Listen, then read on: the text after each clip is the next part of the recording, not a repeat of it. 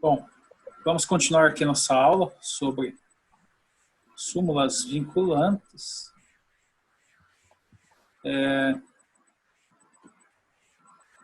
Então, a súmula vinculante, quando ela entrou, ela encurtou o caminho e as possibilidades de recursos, né? Então, ela teve essa dificuldade, né, essa limitação de matérias matérias que eram muito demandadas, né? Então, é evidente que assuntos que batem muito lá no Supremo Tribunal Federal, eles vão acabar gerando uma jurisprudência, e essa jurisprudência, né, que são inúmeros julgados, né? Então, percebam que a jurisprudência não é um único julgado, mas são várias ações, né, com diferentes partes, mas que muitas vezes vão ter o mesmo objeto de pedir. E a partir daí, né, que se forma a jurisprudência, quando eu constato que há muitas demandas da sociedade, das partes, em relação a determinada matéria. A partir daí que eu começo, dentro do meu tribunal superior, né, que eu estiver discutindo a matéria, a partir do momento que se gera entendimento sempre na tendência de uma linha contínua de decisão, eu vou estar formando a jurisprudência. Num segundo momento, para facilitar a vida dos operadores do direito, o Supremo pega essa jurisprudência, essas inúmeras decisões, e cria o que se chama de súmulas, né, que são aquelas frases, né, pequenas, mas nem sempre tão pequenas, né, mas aquelas frases contidas em cada uma das súmulas que servirão de orientação para a aplicação do direito. Então, pegando aqui da nossa Constituição Federal, tá? Nós temos nosso artigo 103A. Observe que sempre que eu tiver um artigo 103A, por exemplo, né, tiver artigo X, traço, letra tal, é sinal que aquilo ali não é original, né? O que é original lá da Constituição? O artigo 103 é original. Apareceu o artigo 103A, eu já tenho que ter automaticamente na cabeça que aquilo ali é evidente que foi uma emenda posterior, né? No caso aqui, a emenda 45, que é a famosa reforma do Poder Judiciário. Pois bem, o artigo 103A diz que o Supremo Tribunal Federal poderá, de ofício ou por provocação, mediante decisão de 2/3 dos seus membros, após reiteradas decisões sobre matéria constitucional, aprovar súmula que, a partir de sua publicação na imprensa oficial, terá efeito vinculante em relação aos demais órgãos do Poder Judiciário e à administração pública, direta e indireta, nas esferas federal, estadual e municipal, bem como proceder à sua revisão ou cancelamento na forma estabelecida em lei. Tá, vamos por partes. Então, o STF ele poderá, de ofício, né? Então, pelos próprios ministros, né, do STF, eles podem sentarem lá e discutir que existem muitos julgamentos sobre a questão, por exemplo, do uso de algemas pelos policiais, e de ofício eles podem editar, né, uma súmula vinculante. Ou eles podem ser provocados. Nós já vamos ver quem são os provocadores, né? Em regra, são todos aqueles legitimados do artigo 103, que a gente já viu, que podem propor as ADINs e ADCs.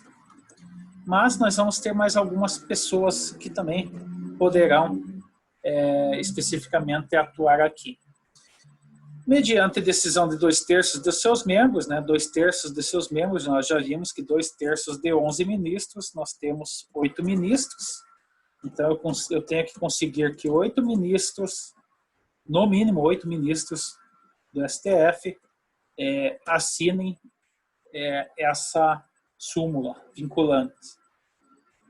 Após reiteradas decisões sobre matéria constitucional, aprovar súmula que, a partir de publicação em imprensa oficial, terá efeito vinculante em relação aos demais órgãos do Poder Judiciário. Então, todo o Poder Judiciário é vinculado à súmula vinculante, né? Então, qualquer juiz ou tribunal abaixo do STF que dê uma decisão que vá contrária a uma súmula vinculante, já está errado, né? Instrumento para correção dessa decisão, reclamação constitucional. Vocês vão entrar com uma reclamação constitucional direto no STF, dizendo que o ministro lá do STJ ou o desembargador do TJ Paraná ou o juiz de primeira instância decidiu, né, sentenciou visivelmente em desacordo a uma súmula vinculante do STF. Não tem como errar. Isso aqui causa ganha, pessoal. Seguindo, administração pública direta e indireta, né? Então entra tudo aquilo lá, autarquias, fundações, então tudo que estiver vinculado ao serviço público, ainda que indiretamente, né? Esfera federal, estadual, municipal, evidentemente distrital, né? No caso do Distrito Federal, que tem equiparação ao Estado, bem como proceder à sua revisão ou cancelamento na forma estabelecida em lei. A lei, eu já falei para vocês, né? Então, é a lei 11.417 de 2006, ela estabelece como que se dá essa revisão ou cancelamento da súmula vinculante. Parágrafo 1º da Constituição, a súmula terá por objetivo a validade, a interpretação e a eficácia de normas determinadas, acerca das quais haja controvérsia atual entre órgãos judiciários ou entre esses e a administração pública que acarrete grave insegurança jurídica e relevante multiplicação de processos sobre a questão idêntica. Tá? Então, isso aqui é importantíssimo. Tá? Isso aqui, esse parágrafo 1º do artigo 103, ele me diz quando que algo vai ser objeto de súmula vinculante. Tá? E mais interessante ainda é que ele fala aqui em invalidade, né? Ou seja, quando você fala em invalidade, é sinal de que a súmula ela não é para sempre, né? Então ela é feita para aquele determinado problema, né? Então, como eu falei, o uso de algemas teve aquela repercussão negativa da mídia em que pese essas pessoas serem criminosos lá, serem suspeitos, né, de crimes. É evidente que empresários engravatados, desarmados, não têm a expectativa de uma reação violenta do que uma pessoa que atua no tráfico de drogas e utiliza de armas de fogo, porta armas brancas, etc.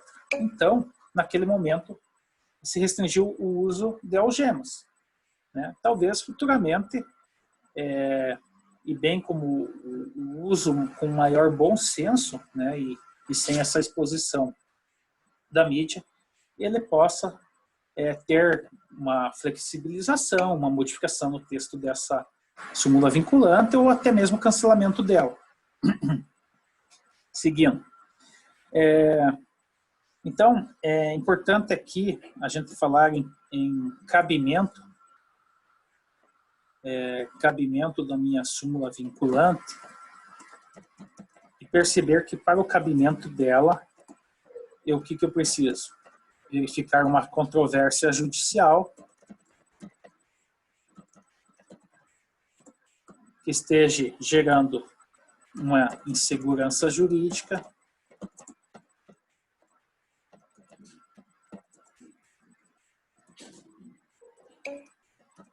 e multiplicação de processo. Então, isso aqui é mais ou menos o que a gente poderia chamar de receita do bolo, né? Receita do bolo do porquê de ser feita uma súmula vinculante sobre determinada matéria. Tá? O que é? Tem a controvérsia judicial, né? Então, tenho vários julgados, né, alguns no sentido, outros em outro sentido. Eu tenho uma insegurança jurídica, né? A partir do momento em que a Polícia Militar de São Paulo orienta o uso de algemas indiscriminado.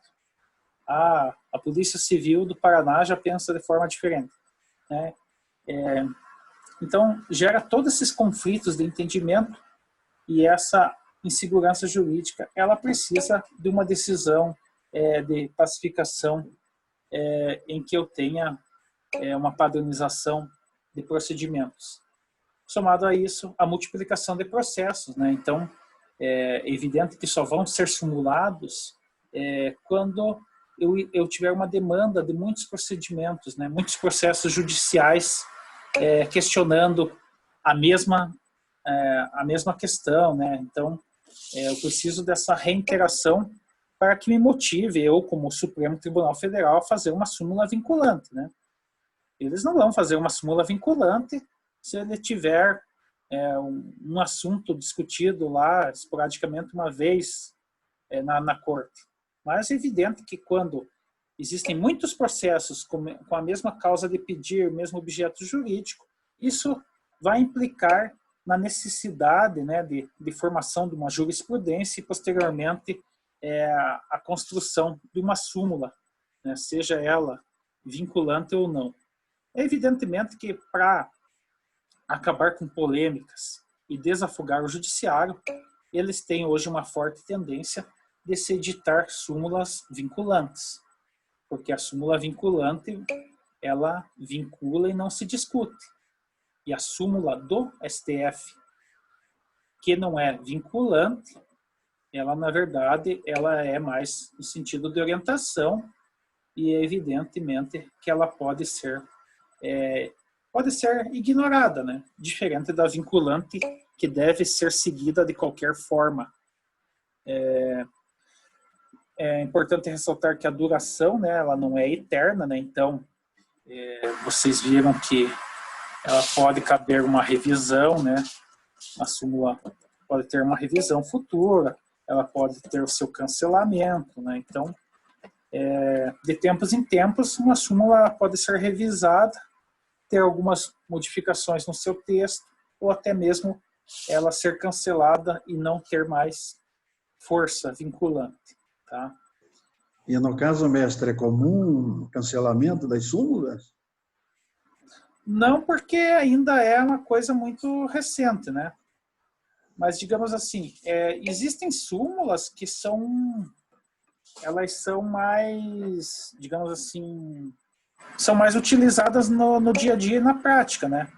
Eu até vou aqui no final, eu vou citar aqui as súmulas mais utilizadas dentro do ordenamento jurídico brasileiro, né?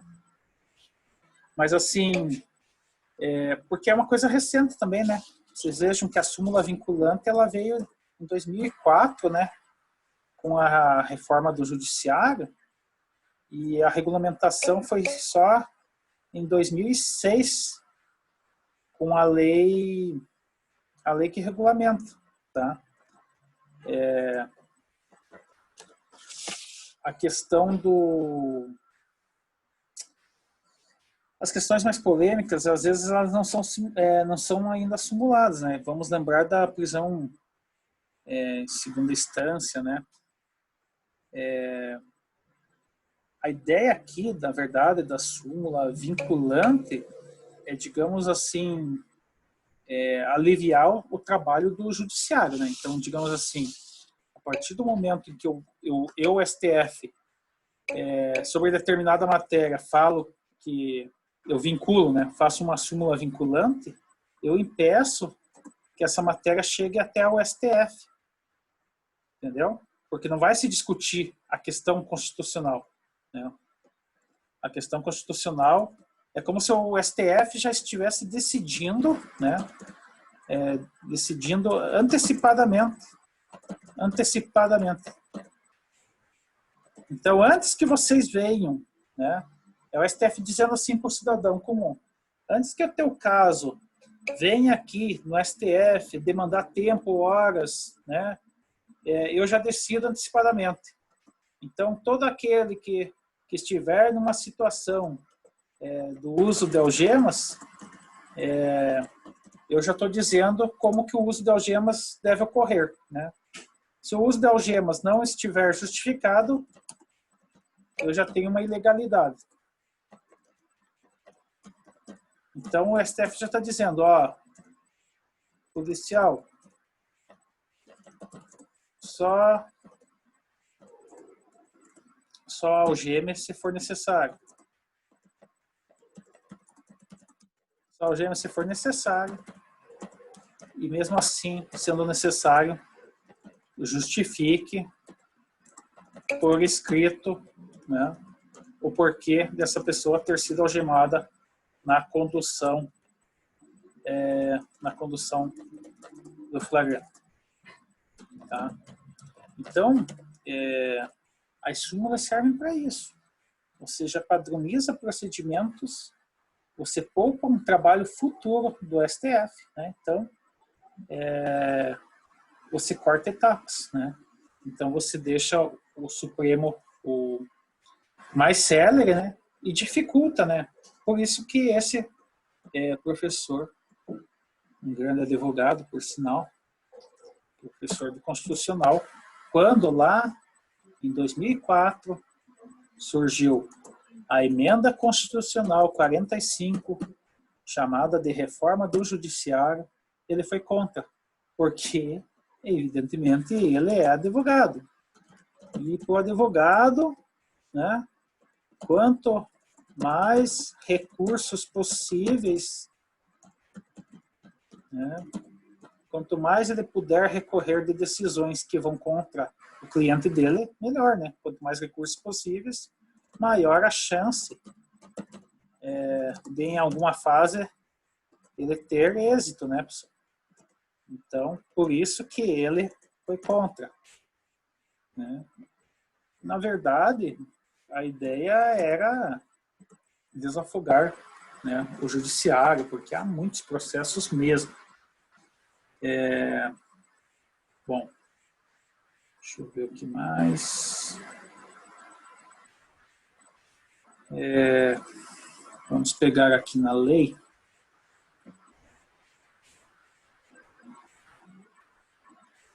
Vamos pegar os legitimados agora para vocês verem. São basicamente os mesmos lá do nosso artigo 103, mas tem uns a mais aqui que eu vou destacar para vocês. Mas a ideia é praticamente a mesma que a gente viu lá nas ADINs, enfim, na ação declaratória de constitucionalidade.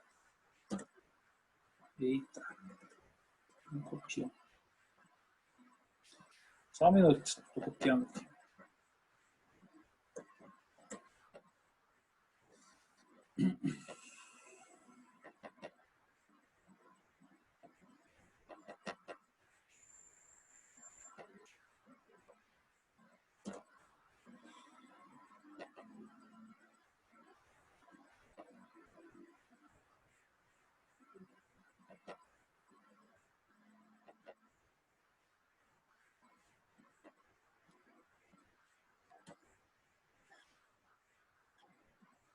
São legitimados a propor a edição, a revisão ou cancelamento do enunciado de súmula vinculante o presidente da República, a mesa do Senado Federal, a mesa da Câmara dos Deputados, o Procurador-Geral da República, o Conselho Federal da Ordem dos Advogados do Brasil, o Defensor Público-Geral da União, olha aí, esse é o primeiro que não estava lá no nosso 103, Defensor Público-Geral da União.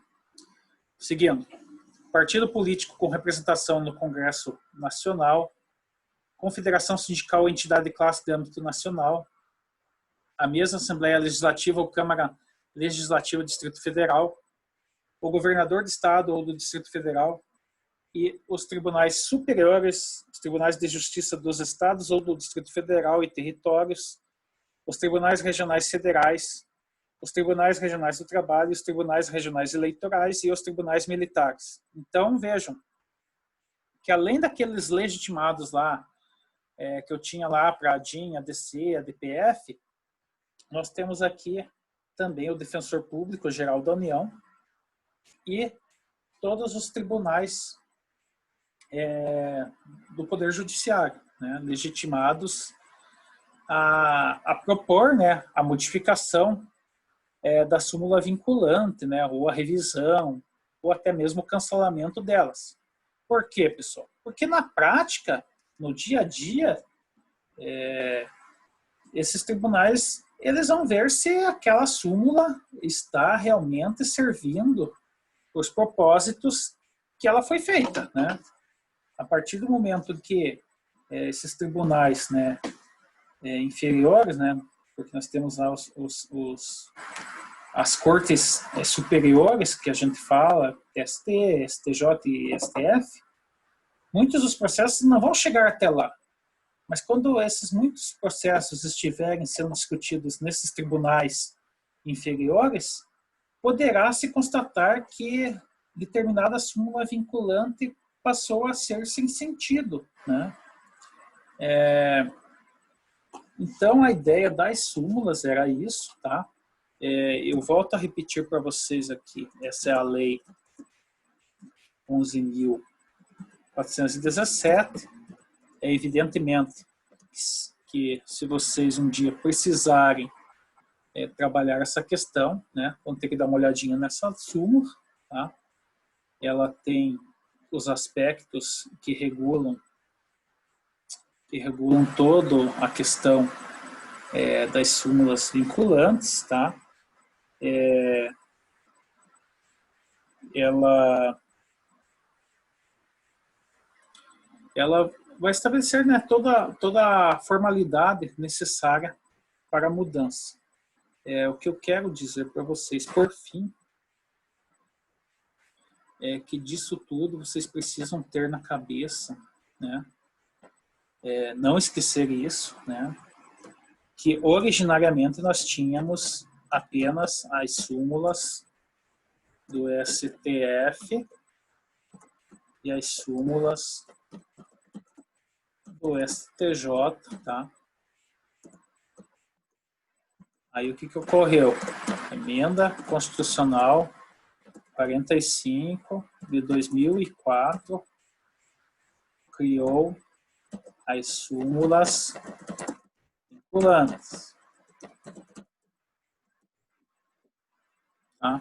Então, ter bem claro na mente, vocês podem pegar, né, depois de uma consultadinha no próprio Vademecum de vocês, né, vai ter as súmulas do STF e também vai ter as súmulas vinculantes. Ah, mas as súmulas vinculantes podem ser do STJ? Não, súmulas vinculantes são... Falou em súmula vinculante, você já sabe que é do STF, tá? Esse nome, súmulas vinculantes, é do STF. Só que não pode confundir com as súmulas do STF. Então, existem as súmulas do STF e existem as súmulas vinculantes do STF. Qual que é a diferença? As súmulas vinculantes vinculam obrigatoriamente.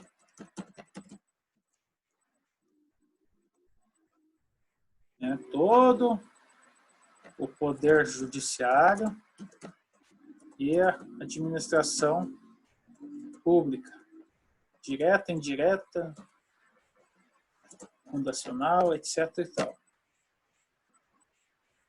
As súmulas do STF e as súmulas do STJ, vocês têm que lembrar que são orientações, né? Então, é como se o Supremo e o STF, o STF e o STJ estivessem dizendo, olha, o melhor caminho, né, ou o caminho que a gente costuma decidir é esse, né? Então, como eu falei, as súmulas surgem depois da formação de muita jurisprudência. Então, tem muitos julgados, né, formando jurisprudência, né, para evitar que você tenha que você ficar citando vários julgamentos, né? Vem o STF e STJ e faz a súmula, né, no sentido de fazer um resumo da jurisprudência, tá? Então, por isso que sai sai uma frase lá, uma frase grande, trazendo conceitos, inúmeros conceitos, né? E esses inúmeros conceitos são decorrentes de julgamentos. Então, são várias ações julgadas que vão despertar a edição das súmulas.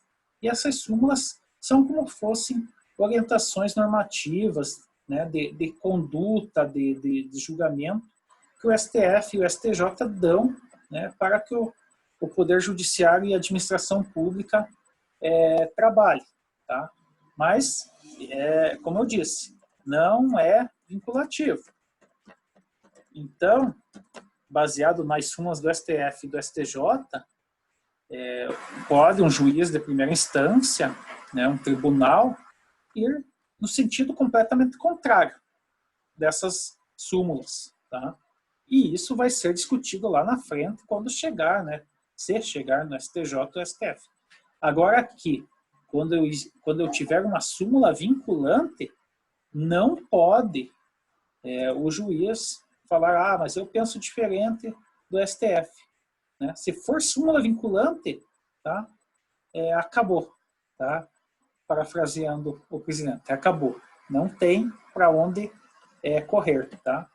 Evidentemente, se um juiz de primeiro grau ou um desembargador insistir, né, em ir contra o entendimento de uma súmula vinculante, vocês vão utilizar aquela ação própria que nós estudamos na aula passada, tá?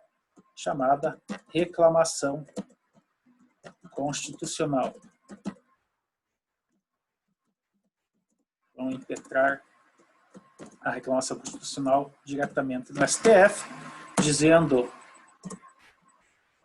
endereçada ao presidente do STF, dizendo, senhor ministro, tem um juiz aqui, vamos pensar na Elisângela e no Davi, tem um juiz aqui de Carambeí que ele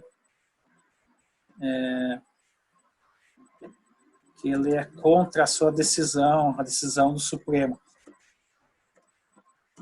Um juiz aqui de primeira instância, ele é contra a súmula vinculante número 11 do uso de algemas. Ele fala que tem que usar algema de qualquer forma e não precisa justificar. Tá? Então, está configurado o abuso e está justificada essa reclamação constitucional. Tá? Alguma dúvida aqui, pessoal?